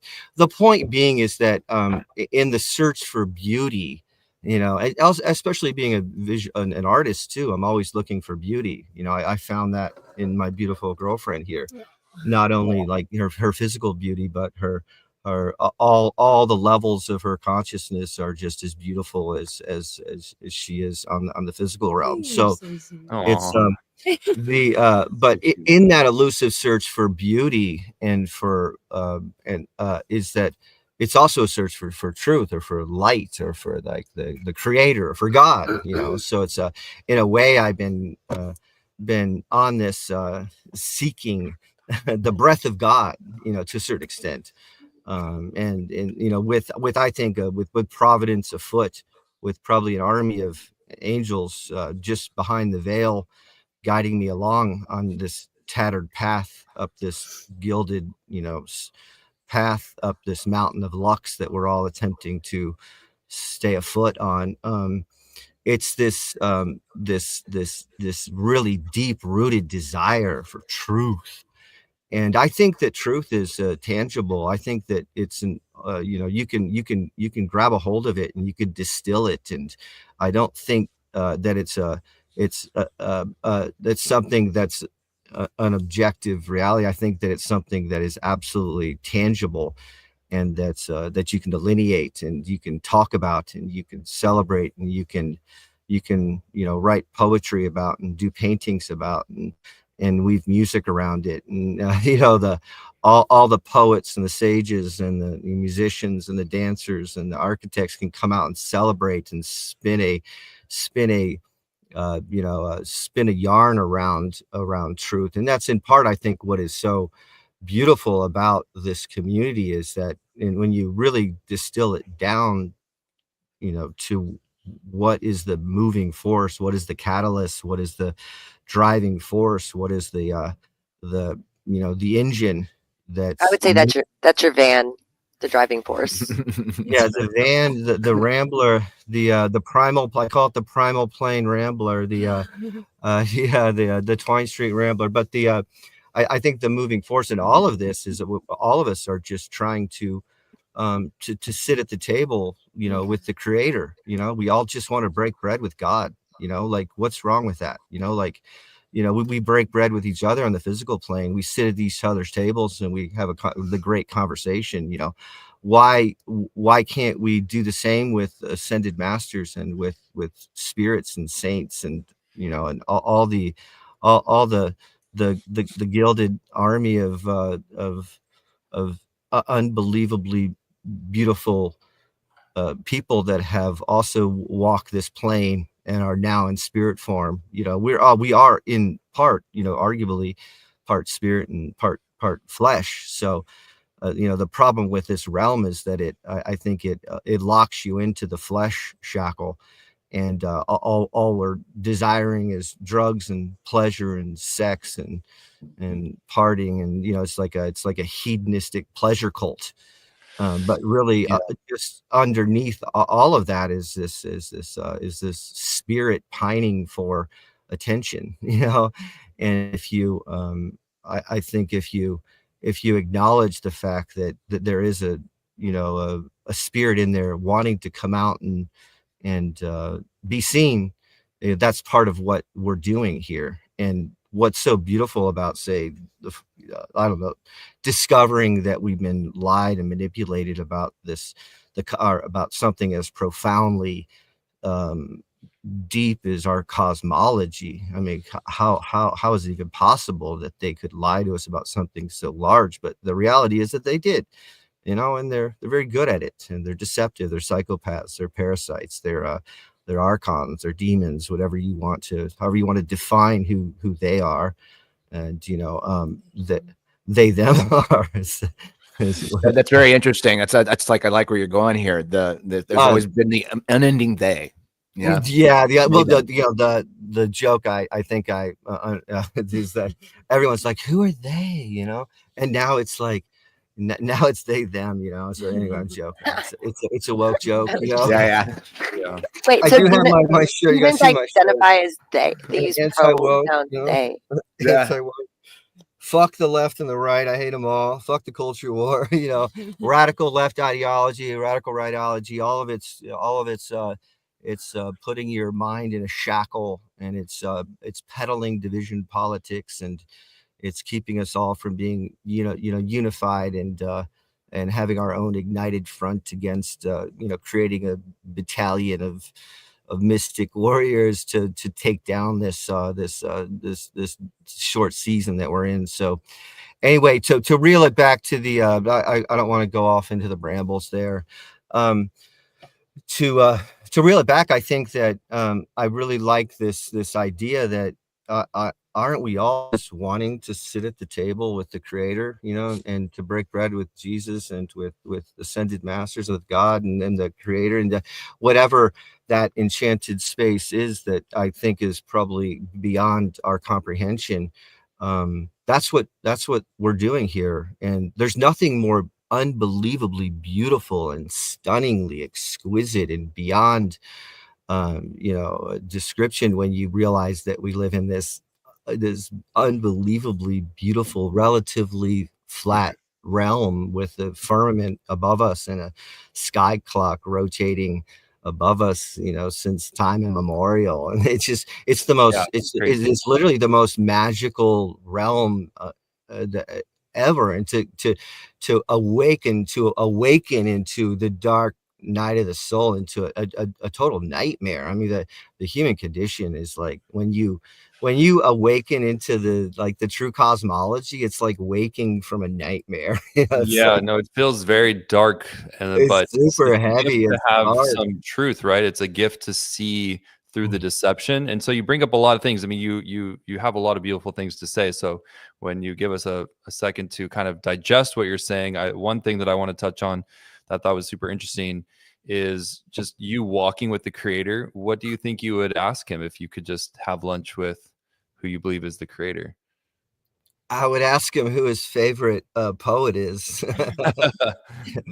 I would ask him what his favorite sound score, what his favorite composer is. I would talk to him like I would talk to you. Like, Right. I think the Creator is a poet of the highest order. You know, everything. I mean, the greatest artist imaginable is the Creator. I mean, when you look out, we're staying next to a horse farm. There's like a field next to us with, like, you know, I don't know, 20 horses or something, and they've been coming up to us every day. Super friendly. And we're just, you know, petting these unbelievably beautiful, majestic horses. And, you know, how could you not see the breath of God and the Creator just brimming from these creatures? So, and the sentiment, though, is that whoever is behind, whatever intelligent design is behind creation itself, and this absolute, unbelievably overwhelming plethora of diverse sentient creatures, and, you know, and sentient everything. You know, it's just it's the greatest collection of artwork I've ever seen. There's nothing even comparable. Absolutely. Me even attempting to scribble some lines on a piece of paper and call it art is almost an insult to the Creator. Yeah, because you got to add in textures and colors and scent and all the things that the Creator dreamt up for, who, you know, says in the Bible that we're made in that image, but it also was made for us to experience. And so I do also fantasize about that idea of just being able to walk with the Creator. There's stories in Genesis where he walked with Adam in the garden. There's stories where he dined with Abraham in the form of Jesus, who Jesus, in my opinion, from my understanding of that dusty old book, is that he's the visible, relatable form of God that we get to interact with. Right. I would like to see the Creator. I would like to see God giggle. I would like to see him laugh. Because really, like, giggling is, like, I call it the cosmic giggle, but like in the context of joy is really one of the most powerful emotions imaginable. You know, it's the cure for sadness and depression is joy, you know, and what is in part joy, what comes after joy, it's this giggle, it's this cosmic giggle, you know, it's this sense of you can't even really describe what giggling is. But I would like to I would like to hear the Creator tell a joke or something. I bet it's hilarious. I would like to take mushrooms with God and stay up all night and watch the sunrise together and just talk, and we'll walk along a beach or along a mountain ridge together into the night on a moderate dose of mushrooms, and just have him just indulge me in all of his beautiful shenanigans he's been up to over the aeons. And I would just be like sometimes when you meet a really intelligent, artisan or a poet or a musician, and you're just like so glad to be in their presence, and you just want to hear them talk about their craft. I've done that a lot. I'm like, just talk about your music, or how do you write poetry, or what's your painting technique? It's like I just want to ask God, like, how did you pull all this off? Like, wow. And I like to hear him open up and just joyfully tell a very casual, kind of humble story, his Genesis story about how he pulled all this off, and the whole time he would be giggling because it's a giggle. It's like giggling is a response to awe, like a lot of times when you're in a sense of bewilderment, you just have no other option but to giggle in bewilderment, So one of the things I think is what I'd like to say at times, and this is hats off to Mark Knight from Wakey Wakey era. I really miss him and liked him a lot, but he used to always say a lot that he would revel in the mystery, he would revel in the awe, and I always thought that was such a beautiful thing to present, or to be so humble in our ability to try to get a handle on this great riddle, that you just really have to giggle and laugh and revel in the absolute magnificent wonder of it all. And that's that's the real humble mystic in me coming out. Like, I don't really know anything at all I know is I'm just bowing down at that, right. But with total humility, you're being great wonder, For sure. But what would you say, because you talk a lot about truth, what is it that you feel like you've learned then at this point in life? I've learned what that you're here for, and yeah, wow. Man, that's such a expansive. I like that. It's very expansive. That's a good question. It's very broad. You pulled the aperture way out, and I have to try to. Well, maybe something that you feel, what comes to mind, when you talk about truth and what it's done for you and what have you learned here as a human. I mean, I like to believe that we are all learning lessons of how to be like our creator, who is all things. And I bet he would be more interested in what you think is funny, and he'd be more interested in what you can do, more interested in your gifts, because really we're all living kind of through his abilities. I think we would both pass the mic back and forth. I don't think he would hog it or I would hog it. I would definitely pass the mic back and forth. But I'm being facetious on that front. One of the things on that note is what I really love about the Tartaria, the whole Tartaria research community, especially in the last few years in the post-Tartaria kind of graduate level millennial reign idea, is the fact that there arguably may have been a golden era not so far in the not so distant past, of a time that was so full of wonder and so full of making artwork and architecture and paintings and sculpture and clothing and poetry and prose and music that was brimming with the breath of the creator. It was a celebration. It was in awe of creation itself. And I think that entire golden era, that millennial reign era, was celebrating this not only the true cosmology, but this deep truth that behind all of the veil is this huge ocean of care, this huge ocean of love and compassion and empathy, and this healing waters that are meant to lift the spirit. I think that when it talks about wanting to me talking about wanting to find certain friends or be in the company of certain friends that are expansive, like white magic is light magic, is they're expansive. It's like, I think what I really love about that whole that romantic idea of that golden era is that everything was expansive. There was this expansive healing energy that was just completely um, um, brimming from every facet of that culture. And I think the truth itself is exponentially expansive. I think it's pure light. Truth must be just a ball of light, of lux itself, and I think that there was a time when I was younger when I used to have those out of body experiences. And I was a young kid. I was maybe 20 or something. And I think I told you this story. Mm-hmm. But I lifted out of the body and had the classic, out of body experience or whatever. Whether or not you believe in that phenomenon or not, let me rest assured, it definitely exists. I've been there hundreds of times. But at one point, I lifted up and I asked the question, does God exist? And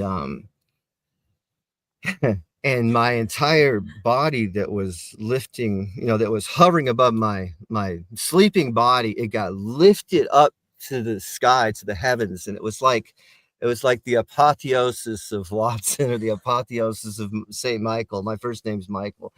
And I was lifted up. I can't do it in my van here, but I was lifted up like with my arms out like this, and this Kundalini energy was flowing through my body, just this river of unbelievably pure love and care and bliss was flowing through. And I gazed upon, for the brief moment, for a millisecond, gazed upon the face of God. And it was a star. It was a starlight. It was pure light. It was just loving light. It was consciousness itself, I think.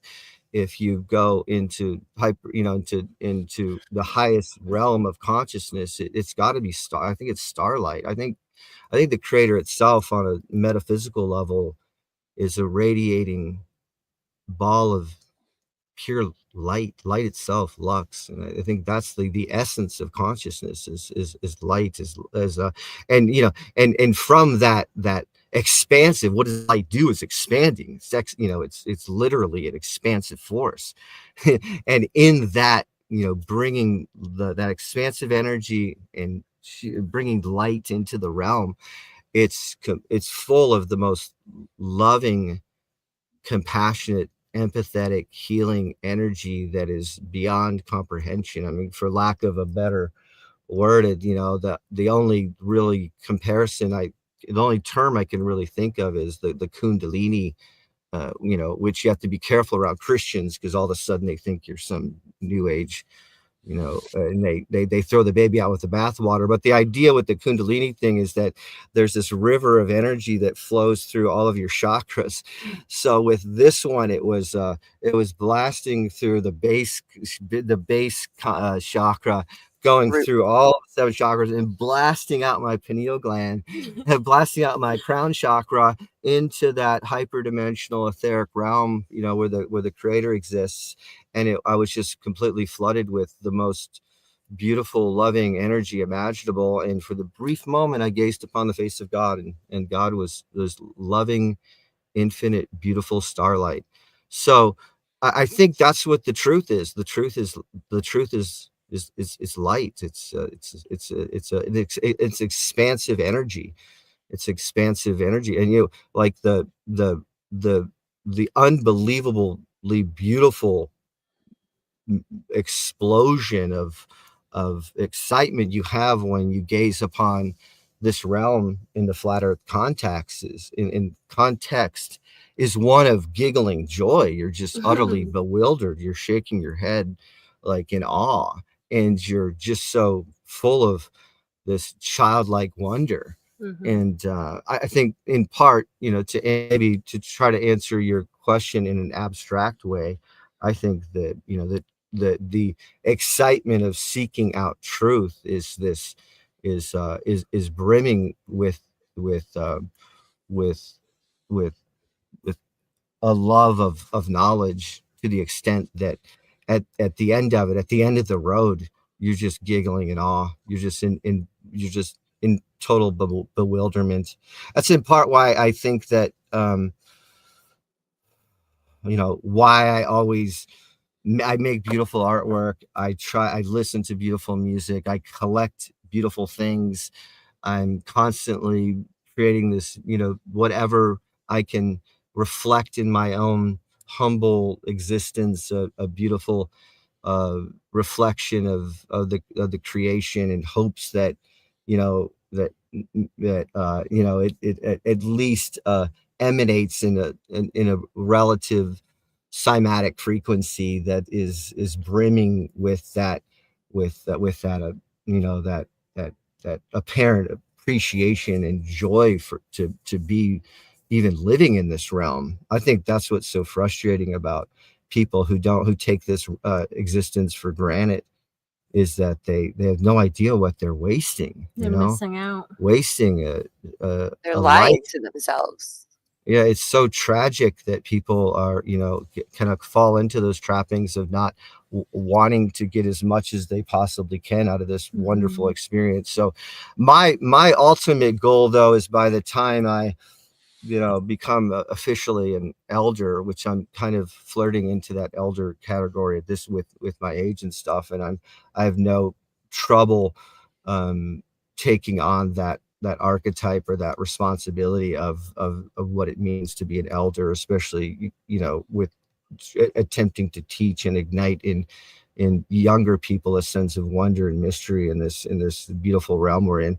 Is this idea, though, at the end of the path, though, I'm going to be at the top of this mountain, this beautiful spiral mountain climbing, and that I hope that at that late hour, I'm going to very, very swiftly and with the utmost grace and with a VIP backstage pass access, I'm going to be very quickly sitting at the table with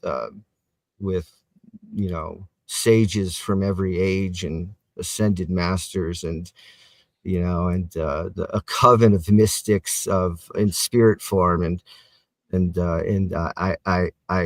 cannot wait to gaze upon Christ and his collection of enchanted misfit warrior mystic sages. And I'm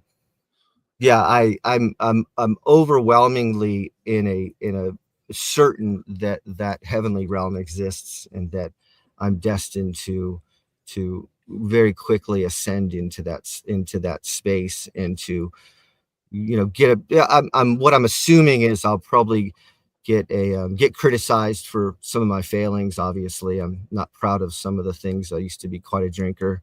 I'm not proud of that one and the trappings that came with that.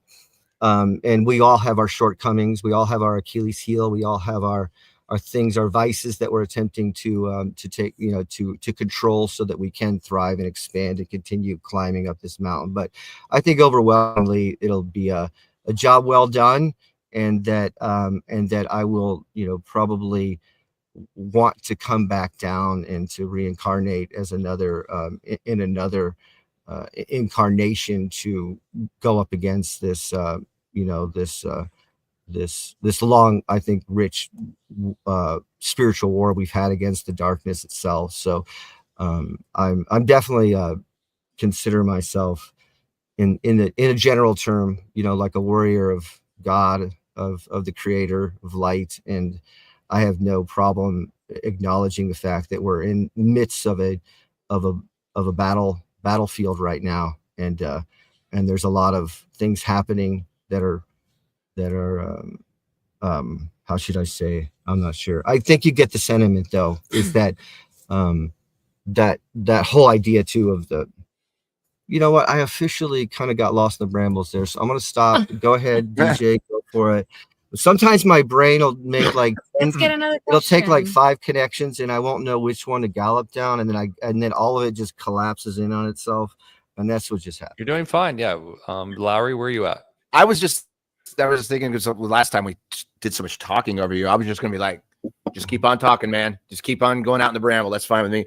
But no, I just got to the very end is like the spiritual warfare aspect of it is like, yeah, you kind of have to, this is kind of what it is. And that's, Part of the FE awakening is to know what this battle is, you know, part of the, I mean, there's so much, and like, you can go down a ton of rabbit holes in this thing, but I mean, you know, for the most part, you know, you don't have to agree to some of these things that they want you to agree to. You can just walk away from it. What they expect you to do is to agree with them or to enter into a contract with them, and then they can manipulate what they want. They can manipulate their reality out of you. And that's where that kind of what you were talking about kind of led me to like the spiritual war is you don't have to agree with or make a contract with something you don't want to make a contract with. And that's the only way they can create. They can't create without you. I say they, them, but you know, this is our spiritual adversary, I guess. Yeah. You know? And I think that you have the free will to say no. I don't want to participate in your game or your legalese or your strawman identity or any kind of contract that is you know, brimming with some kind of false narrative or whatever. It definitely is there's a battlefront happening too. And I think that if our material bodies dissolved and we were just pure spirit form here, you would see darkness afoot. You'd see it would be a totally different reality. You would literally see your spirit body hovering in air, and then you would see all these threats afoot and all kinds of complex things happening in that realm. I see it. I've seen it so many times when I lift out of my body and I gaze into that realm. And at times when I've done, you know, when I've done ayahuasca too, it's so important in that realm on a spiritual level to be 100% with the utmost conviction, in allegiance with the Creator and with Jesus and with love and with care and with the light. And when you're in that, you know, with that conviction as a warrior, you know, in direct, you know, lineage and in allegiance with the Creator and with God, it's the darkness cannot even get close to you.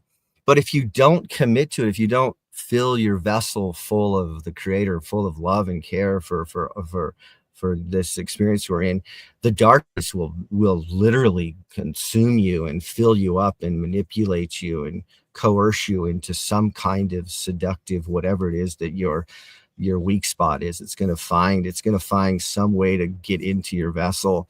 And in the only time I've ever had a dark night of the soul with entheogens is when I was off my guard and I wasn't actively igniting that warrior spirit and wasn't putting up the shield. I wasn't like, wait, stay back. Don't, you know, darkness afoot. When I would let my guard down and all of a sudden, you know, regret and envy and like sadness and, you know, and all kinds of heavy emotions would come in and the darkness would come in and take over me. And then I would have this really difficult passage of trying to get out of that. And then once I get out of that and I would stand ground again, it's unbelievably how the energy field that comes out of you and how your light energy, your light body gets brighter and it expands out and you literally become like a warrior. There's no other beacon of like of light and of love. And it's in that space though that you realize that, oh, we can never forget about that in this realm too, you know, because in this material realm, in the flesh realm, so many things distract us from spirits and so many decadent things and pleasure things and TV and culture and media and social media and culture wars and you know, hedonistic attributes and this and that can take you away from spirit. And I'm constantly trying to, you know, stay connected to spirit in the context of like, I need to make sure that I'm you know, always in allegiance with, not in allegiance, but always like in the space of being aware of spirit within there, and then making sure that I'm doing I'm acting according to how you know, in good faith and good ethics and good you know, moral standards. What you feel is the right way to be. Anyway. Yeah, love. You guys, you touched on it. I think we're all kind of learning what love really is. It's many splendid things. It's also mercy, it's forgiveness, it's charity, it's patience, it's kindness. I mean, there's a lot of things that you touched on do come from scripture, which again I think is the most poetic piece of literature in existence. And a lot of what you're saying is kind of innate in us. It's in our core to know what we're supposed to do, but we do get kind of caught up in the system that is working against us. And so when you're free birds like you two, you do have an advantage of not being dialed into the system that has all these outside influences. So it's really beautiful to hear your guys' journey. It's inspiring. Someone watching might think, hey, I want to go do what they're doing one day, you know. And hearing about your journey of you meeting people in the community, especially flat earthers who, guys, if this is a spiritual realm that we're in, it is the love that how we can recognize one another. And I think when you get to the flat side, you do drop some discriminatory barriers where you're just, you know what, we've already been the ones receiving end of so much hate, ridicule, mockery, just disgust, crazy talk, you know, all those things. And you're like, guys, what we're saying about the earth is not just about the shape. We're saying it's just in a completely new reality that we haven't been exposed to. So we're still figuring it out here, and there's wonder left in the world. So there's things left to explore. There's things left to be excited about. And that's okay when you get to the flat side, but not everyone can kind of see and feel why that's okay. It's okay. We don't have all the answers of how this earth works. It's okay that there's still things to experience. The creator is very patient, obviously, and is like, guys, there's no rush. There's no rush. You have eternity when you're with the creator on figuring out what it is that we can do and what it is he wants to show us. And so I feel like you guys kind of are tapped into that. One of the things that's nice about this lifestyle too is that since we don't have a lot of financial burden and a lot of you know, high rents and high cost of living, is that we just make enough money to get by and to have a little bit of a, you know, to work with. But there's a lot of free time, a lot of creative time, a lot of time to you know, to make art, to do research, to explore passions. So I think one of the things that's so suffocating and challenging about living in this modern era is how much energy you have to put into work just to pay the bills, and how exhausted you are all the time. And you're just fucking burned out, man. You come home from work, you got to go to sleep and wake up and do it again 5 days in a row. And then you'd rather just tune out and throw on like a Netflix series, you know, because it's just, you need to get your mind away from. So we're able to have this balance between, you know, we still have to make money and get by in that context because we live in that kind of in you know, that kind of system, but at the same time there's an overwhelming amount of free time and play time and creative time and times to explore, you know, spirit and soulful activities that are connected to spirit and to celebrate a lot of these things that we're talking about, you know, because a lot of the artwork that she's making or that I'm making are just brimming with a sense of joy, you know. We take full advantage of our free time. Any free time we do have, it's always an art party. There's always some kind of creative thing that either of us are doing separately together. Every free moment we're trying to create some kind of art. Yeah, and it's just so much fun. It's so soulful and so rich with novelty and with creative intrigue, and it's just like it's really fun bringing that to others.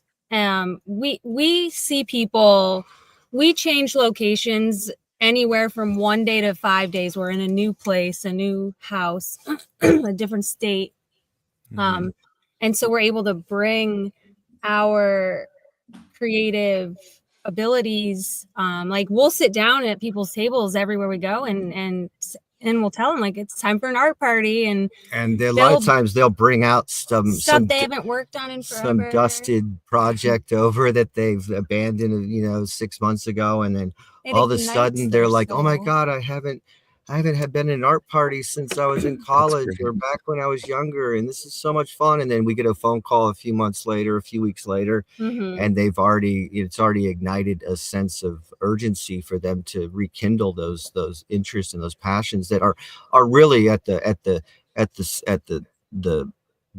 soul of this whole dialogue is the creative act. I think is so crucial.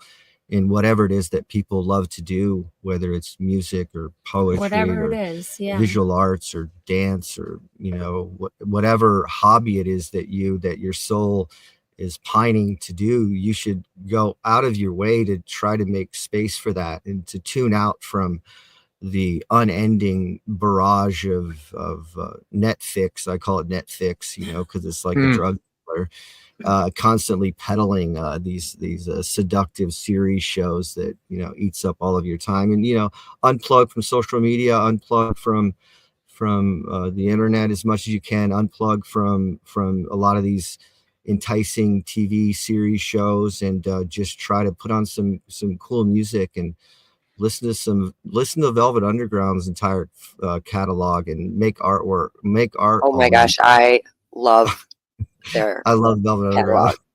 It's one of my favorite bands ever. For a while, I vividly remember discovering Velvet Underground when I was like 22, and I listened to them nonstop for like a week. Anyway, one of my favorite bands ever. The sentiment, though, is like a lot of times the classic kind of analog art party is just spinning vinyl, playing music, smoking a little weed, and and just being creative and having a bunch of kindred people, you know, weave their hands all night into making something really beautiful. And this collective creative act, I think, is really what it means to be human, is to come to the table with some gilded piece of wonder, you know. So yeah, art is a huge part of my life. It's very mindful. It's very therapeutic. It helps. That's why they have art therapy, because it helps in your brain and it brings you joy. Yeah. And you know what? Here's the thing. A lot of people are like, "Oh, I can't paint. I can't draw." And it's not about doing it good, because your opinion really doesn't matter. The fact that you're creating it and being mindful and present, that's what helps you. That's what moves this place forward in a positive direction. Yeah, the process over the product, just the act of actually making something is more important than what you're making, and, you know, itself. It changes it. If there's something that happened that is really difficult to deal with, you can take those emotions and put them out and make something beautiful about it that symbolizes something for you and represents healing. I think that's so important. And that ends up becoming, that creative yield ends up becoming part of your creative identity of, like, you know, hey, look at this catalog or this portfolio that I worked on this year. And it's, you know, it's very exciting to show that and to share that with people and to witness it in other people. And I think that's in part why we're here, is to find that path and to make time for it and make space for it, and to make sacrifices in all the distractions with this modern bread and circus show that we're in, and to try to tune out and tune in and find spirit. And in the process of finding spirit and connecting to who your essence is, you also gaze upon the creator, and you gaze upon enchanted ideas around what God is, and beautiful ideas like that. So a lot of the metaphysical, mystical ideas are kind of always at the end of the night. They come out in full tilt boogie, and then start exchanging ideas about what's happening on the other side of the veil. And that's where the mystics come out to play.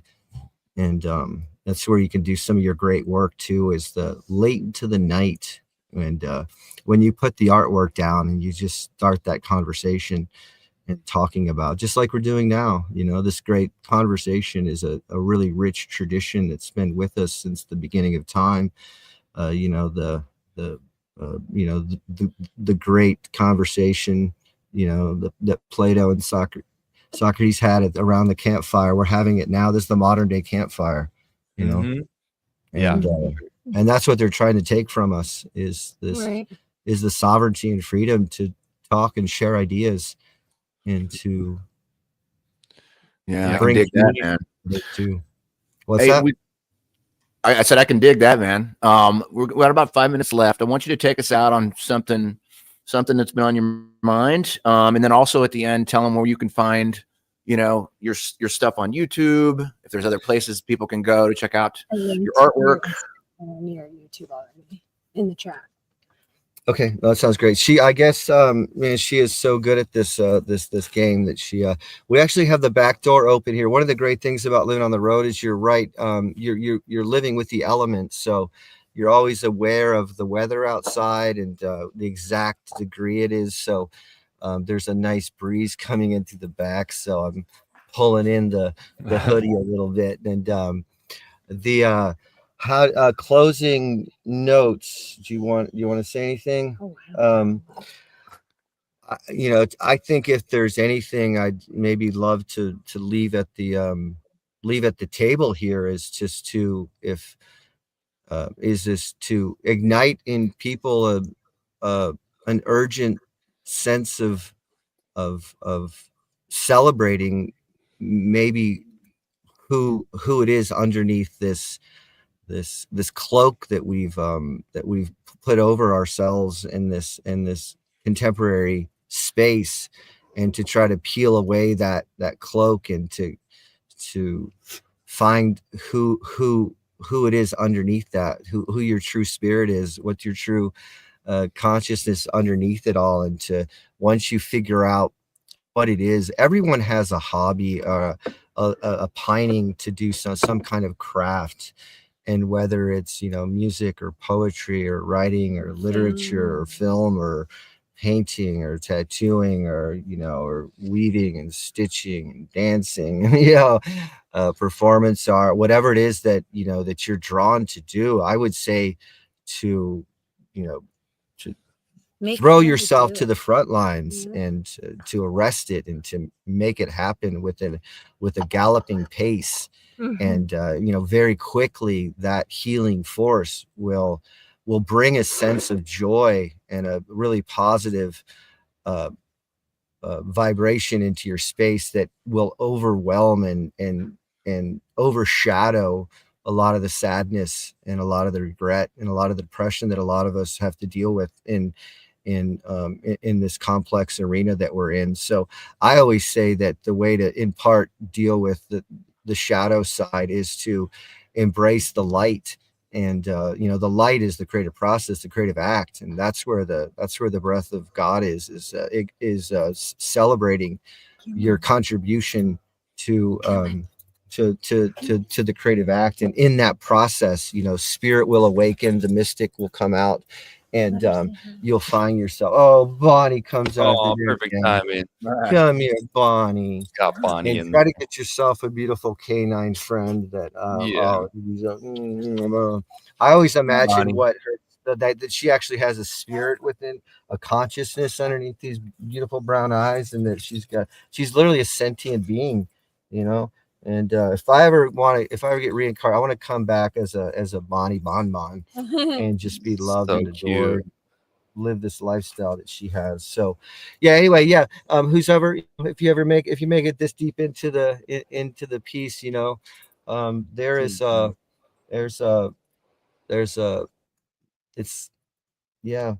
find your spirit through the creative act, and in that process, your own idiosyncratic mystic will be ignited and will come out to play.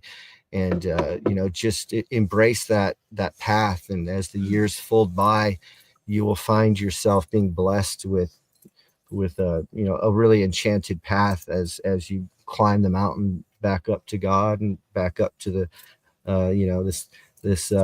this spiral path back to creation, back to the apex, back to the gates of heaven. Walk in faith, not fear. And there you go.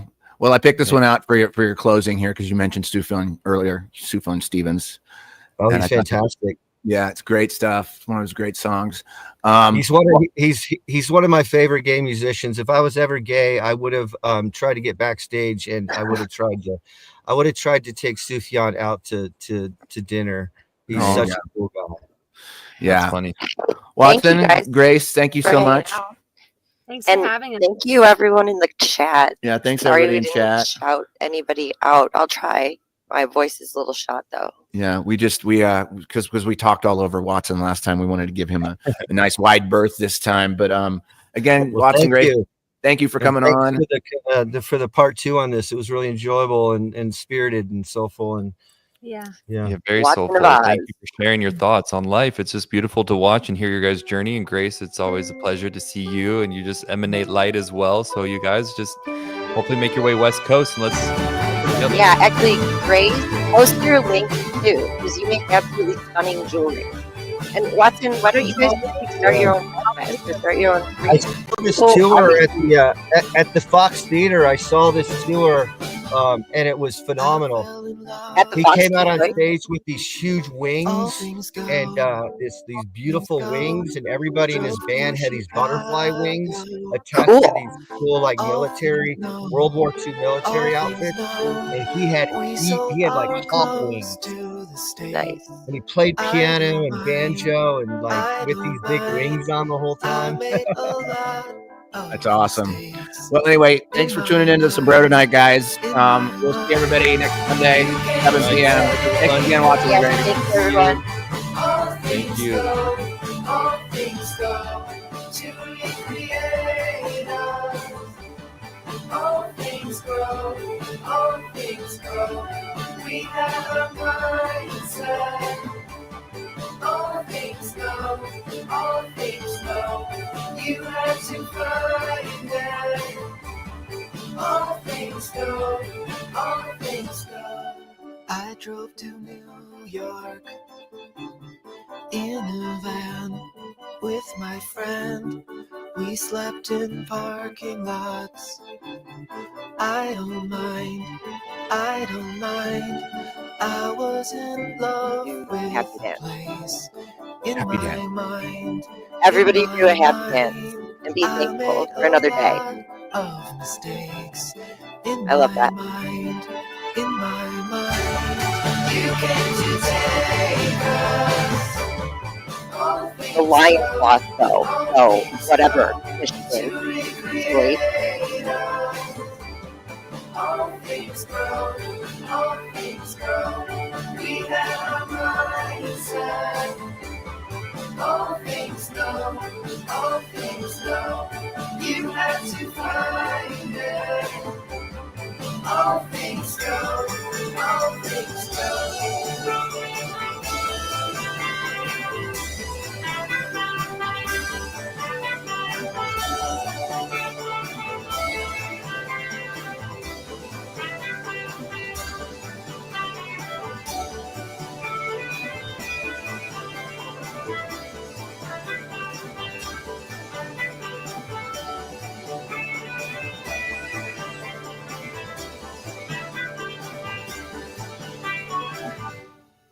If I was crying in the van with my friend, it was for freedom from myself and from the land. I made a lot of mistakes.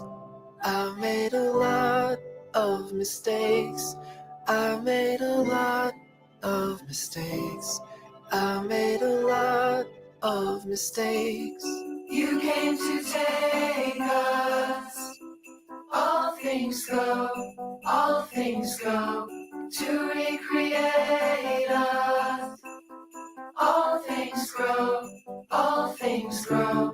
We have a mindset. All things know, all things know. You had to find it. All things go, all things go. You came to take us. All things go, all things go. To recreate us. All things go, all things go. We have a mindset. All things go, all things go. I had to find it. All things go, all things go.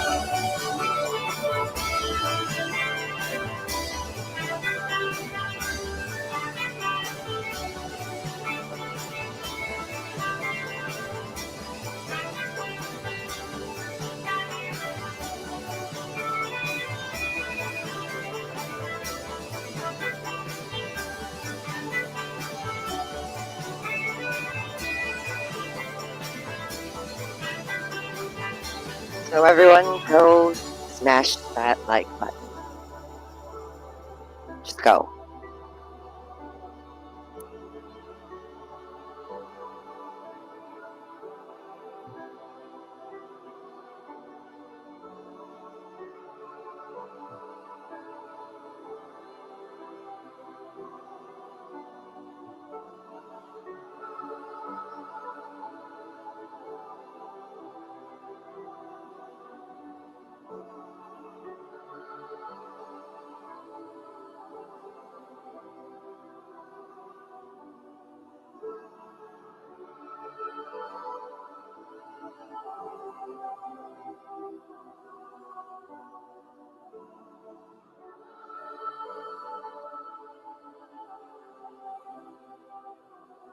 Does this song ever end?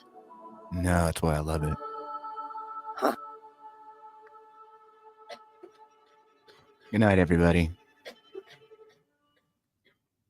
Is your current immune support supplement giving you enough?